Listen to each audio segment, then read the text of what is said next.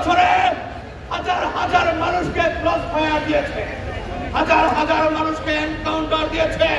কেন এই গত 15.5 বছরে প্রায় 18.5 লক্ষ কোটি টাকা বিদেশে পাচার করা হয়েছে। এগুলো কাজের টাকা, এগুলো দেশের জনগণের ভ্যাট ট্যাক্সের টাকা। সুতরাং আওয়ামী লীগের নিষিদ্ধ করা, আওয়ামী লীগের রাজনীতি করার অধিকার এই দেশের মাটিতে রাখতে পারে না।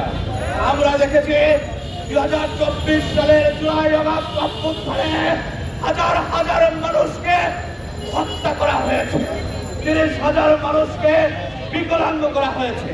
এরপরেও যদি কেউ মনে করে এই আওয়ামী লীগের রাজনীতি করার অধিকার বাংলার মাটিতে আছে, তাহলে সে বোকার স্বর্গে বসবাস করছে। আমরা ইউনিয়ন সরকারকে বলে দিতে চাই, আপনি যদি মনে করেন আওয়ামী লীগকে বাংলার মাটিতে রাজনীতিতে ফেরাতে চান, তাহলে আমরা এই অন্তর্বর্তীকালীন সরকারের বিরুদ্ধে রাজপথে নেমে আপনাদেরকে মেরে আমাদের বাধ্য করব।